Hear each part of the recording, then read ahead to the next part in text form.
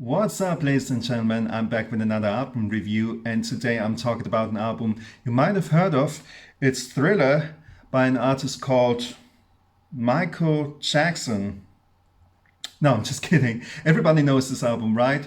It's Thriller by Michael freaking Jackson, and it's the 40-year anniversary of the biggest selling album of all time. I think it sold about 50 to 65 million copies, something like that, which is insane.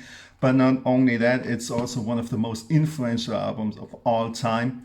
So I think this is the third reissue now. I think they released first reissue in 2001. It was the special edition, and then the second one was in 2008 for Thriller 25, and now Thriller 40 to obviously celebrate 40 years of this magnificent album. So I'm going to talk about each and every song and about the record itself, and also about the king of pop, Mr. Michael Jackson. So let's get right into it. Let's go. So it's a 2 CD set. CD1 is the original album remastered, and CD2 contains previously unreleased stuff, demos, and those kind of things. And CD1, the original album, starts with, of course, Wanna Be Startin' Somethin', which is a great opening track for an album or for a live show. And the rhythm section is great. I mean, bass and drums, and towards the end, Michael is ad-libbing like crazy, and the choir comes in, Mama say, Mama say, Mama kusa, and the horns and everything. So yeah, what a crazy, funky number. A great opening track. So the next track is called Baby Be Mine. And this is actually one of my favorite Michael Jackson songs, believe it or not. Because I like the melody and Michael's vocal performance. And also what's interesting is that you definitely can hear Quincy Jones' influence on this song, especially on this song, because if you listen to Quincy Jones' solo album, which came out 1 year prior to Thriller, you notice that this is the same guy who produced both albums, because of the instrumentation and arrangements. Sonically, it sounds the same. I've got to tell you a little side story about Quincy Jones, because I actually saw Quincy Jones live in concert 5 years ago in Stuttgart, Germany, and it was Quincy Jones and friends. He was there, and Jacob Collier was there, Diddy Bridgewater, George Benson, and a 40-piece big band, and it was mind-blowing. A very musical evening, and it was mind-blowing to hear all those musicians play. And but then Quincy Jones came out, and everybody did a standing ovation, and I was starstruck as fuck.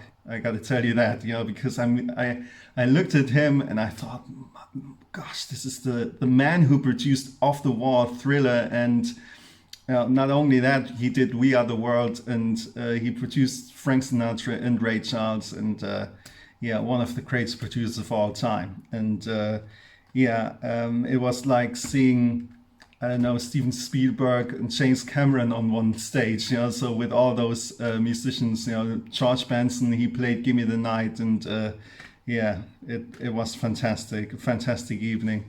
So the next track is called The Girl Is Mine, which was actually the first single of that album. It's quite interesting, I think, because it's quite poppy. Of course, this is the song that he did with Paul McCartney.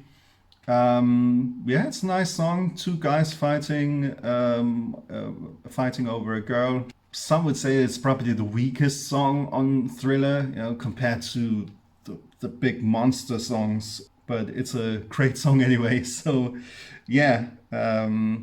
lovely song. Girl Is Mine. And then track 4, Thriller. What an iconic song, and what an iconic video. Perfect song for Halloween, and with the lyrics and the melody, and obviously Vincent Price, who did the rap, so to speak, those spoken word parts, and with the evil laugh at the end. I'm not Vincent surprised, so it doesn't sound scary at all. But yeah, perfect wake up ringtone. By the way, imagine waking up to that evil laugh at 6 a.m. in the morning. Yeah. But Thriller. Ah, what a great, legendary song. And then Beat It, another iconic song. I gotta tell you. So that's what I meant with The Girl Is Mine's probably the weakest song. But if if you have Thriller and Beat It, and it's just unforgettable stuff. Beat It. I think this is the perfect rock song ever performed by a non-rock singer. And actually, it was the first rock song that Michael has ever written. I think it was Quincy Jones who convinced Michael to write a song like that, because he has never written a song like that. Obviously, it turned out to be great, right? It's got a great guitar riff. And obviously a killer guitar solo by, rest in peace, Mr. Eddie Van Halen. So great stuff. The next song, another iconic song, Billie Jean. Who doesn't know that song? You know what song it is, or you recognize this song in a split second. The first split second, you instantly recognize the song because of the beat and the great bass line. And yeah, it's just so amazing. And obviously, this was the very first time he introduced the moonwalk to the world on that famous Motown performance. Billie Jean, another iconic tune. And then the next song is called Human Nature, and which is also one of my favorite songs. I think it's the top 5. I actually did a ranking of my favorite Michael Jackson songs. Top 20, a video of my top 20 Michael Jackson songs. And I think Human Nature is in the top 5. Just because I just love the tune of it, the overall arrangement and Michael's vocal performance with the falsetto and everything. So yeah, an amazing song. I love it very much. And then the next song, P.Y.T, Pretty Young Thing. It's a perfect mix of black and white music, so to speak, a mix of R&B and pop. And yeah, it's also, you can hear LaToya and Janet Jackson sing backing vocals on that track. And yeah, Pretty Young Thing, another great tune. And then the last song, track 9, is The Lady in My Life. I realized again what a wonderful song that is, even though it wasn't a single. But yeah, a lovely song. And yeah, I like it very much. So, and then CD2 contains previously unreleased stuff, although there have been some stuff out there in some ways, demos and those kind of things. And track 1 is Starlight, which is the original version of Thriller. And Rod Temperton, who wrote Thriller and Rock With You and Off the Wall and so many other songs, he presented it to Quincy and Michael. And they liked it, but they thought it would be even better to rewrite the lyrics to make the song sound a little bit more scarier, something like that. And then Rod Temperton rewrote the lyrics, and the rest is history.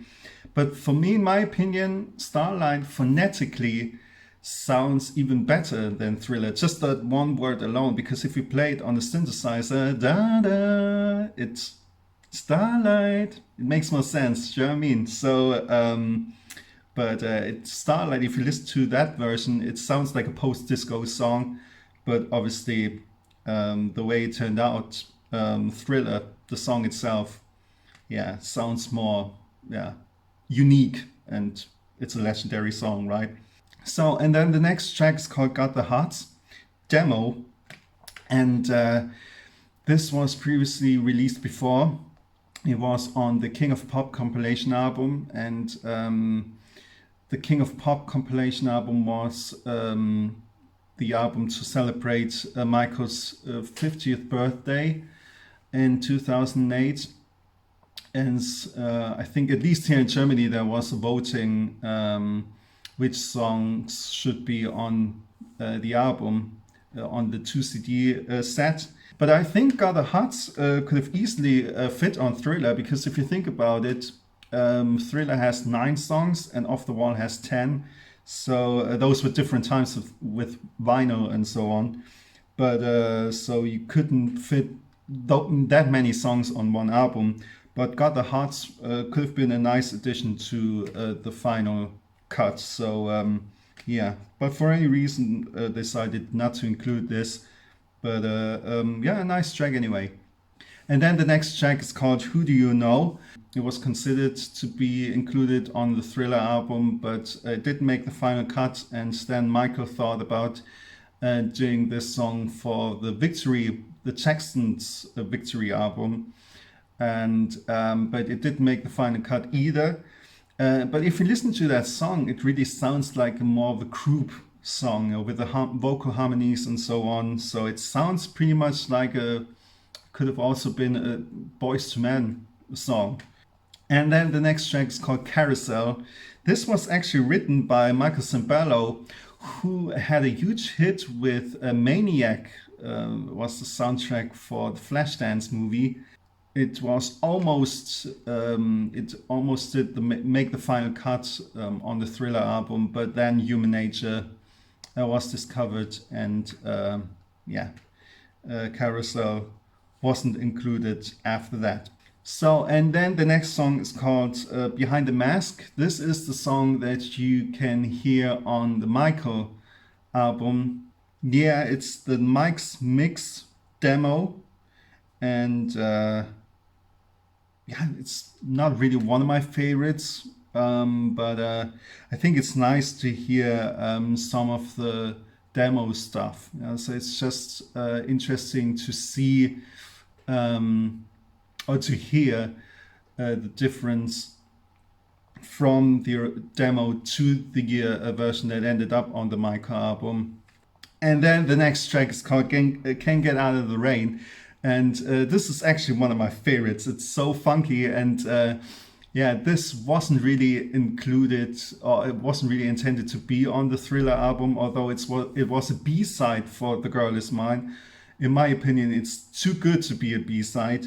And as far as I know, this was written way in the late 70s. I think it was even before Off the Wall came out. I think it was for The Wiz, the soundtrack. And if you listen to that song, it definitely sounds more like Off the Wall rather than Thriller. Yeah, a very groovy song. I like it very much. And then the next track is called The Toy, another demo version. And this is also one of the songs that ended up on the Michael album with the title Best of Joy. Another album, it's okay, but it's not really, I don't know, it's not really one of my favorites. But it's a nice track anyway. So, and then the next track is called Sunset Driver, another demo version. This is pretty much the best soundtrack for driving your car and you see the sunset. You know, I think it would be even nicer to drive your car in Miami and while seeing the sunset. A great funky song. It sounds pretty much like a Jamiroquai song. To me anyway. So it's really a groovy song, and with a great bass line, and it was originally intended to be on the Bad album, but it didn't make the final cut, and then ultimately it ended up on the Ultimate Collection, which came out in 2004, I think. So, and then the next track is called What a Lovely Way to Go, another demo version, and this was originally written in the late 70s. But it didn't make the final cut. So yeah, so many songs to choose from, but only 9 made it to the final track list.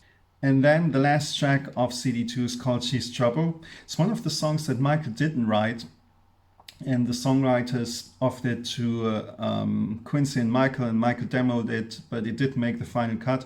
And then the songwriters decided to give it to a group called Musical Youth. So, and they recorded it, and they actually entered the charts with that song. So let's take a look at the booklet. It's contains all those great liner notes. Album recording began with first sessions on Wednesday, April 14, 1982, and concluded with the last day of mixing the album on Monday, November 8, 1982. So, yeah, 7 months in the making. And I think Thriller was the most expensive album production at that time. And yeah, but it turned out to be great. And not only they sold tons of records, but also a lot of awards like this one, a Grammy, and not only one, but 8. Winner of 8 Grammy Awards. Check this out. Album of the Year, Record of the Year, Beat It. Best Male Pop Vocal Performance, Thriller. Best Male Rock Vocal Performance, Beat It. Best Male R&B Vocal Performance, Billie Jean. So Mike could win an award for vocal performance in 3 different categories, which is insane. Then Best R&B Song, Billie Jean. Producer of the Year, Quincy Jones and Michael Jackson. And Best Engineered Recording, Non-Classical, Bruce Springsteen. So and then you have liner notes to the singles and the lyrics. Wanna Be Startin' Something, The Girl Is Mine. Thriller with some screenshots of the music videos. Beat It, Billie Jean, Human Nature, P.Y.T. Some photos. I mean, look at that, man. I think it's safe to say that he and Prince were the first real badass motherfuckers in the music business. Yeah, that's real talk. Yeah, they had so much swag. I mean, look at him. He was laying on the ground in a white suit and had a tiger on his knee. What the hell? So, and granted, he was such a handsome dude back in the day. No wonder so many girls fell in love with him and guys wanted to be like him. He really paved the way for all those pop R&B artists you hear nowadays. Usher, Chris Brown, and Chase Derulo, and The Weeknd. And yeah, what would be the music world without Michael Jackson? You know, it's so influential. And yeah, you have also the Thriller 40 credits. This album is dedicated to Michael's children, Prince, Paris and Blanket, and his mother, Catherine Jackson. So I'm going to talk a little bit about Michael in general now, because like I said, Michael paved the way for so many artists, and I actually watched the video a couple of days ago, and Akon said that Chris Brown would have had the same legacy as Michael, or is on the way to have the same legacy as him or something like that. But I don't really agree with him. So, and nothing against Chris Brown, but name me a classic Chris Brown album or a classic Chris Brown song. So I think it would be interesting to see what Michael would do these days. So he would be 64 now. I think that This Is It tour would have definitely been his final tour. I think he would have nailed it, because as we all know, Michael hated touring. He loved being on stage, but he hated touring. So, and that's the thing with This Is It, you know. So he, obviously there were 50 shows planned in London, and I think he could have done that. So he could have managed to do these shows. You know? So because the number of shows, 50 shows, isn't that much. And I think when it comes to doing a tour, I think the touring itself can be exhausting. So, and Michael would have stayed on one place all the time. So I think that would have been a problem. And he was still young enough to deliver a good show. These days, I think it would have been a different story. I'm not sure whether Michael would be able to sing and dance at the same time at the age of 64. I did an album review of Madonna's Finally Enough Love remix album, and I said that sometimes it's impossible to remix those songs.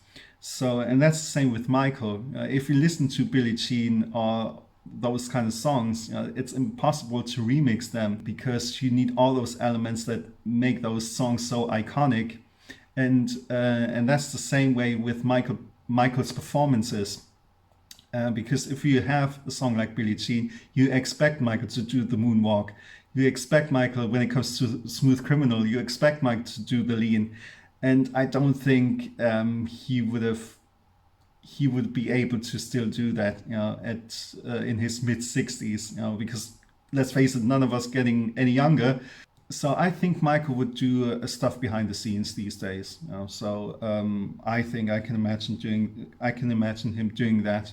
So this was my album review of Thriller 40. And if you haven't got this album yet, then you should get it because it's great stuff. If you're a Michael fan, I think you're going to be a little disappointed in terms of the selection of songs when it comes to CD2, because there have been stuff out there before, and I think diehard Michael fans already have that. And also, the CD2 contains only 10 tracks. So if that's true, what Quincy said, that they wrote 900 songs, you can include much more material on CD2, and you could also include so much other material on so many other CDs.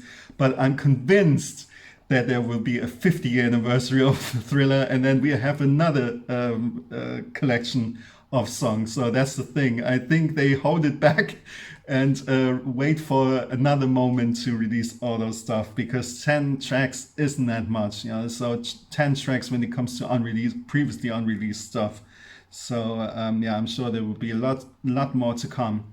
So this was my album review. I hope you enjoyed it. I know it was a long video, but I put some timestamps in the description so you can skip to your favorite song you're most interested in. Or if you watch the whole video, that's fine by me.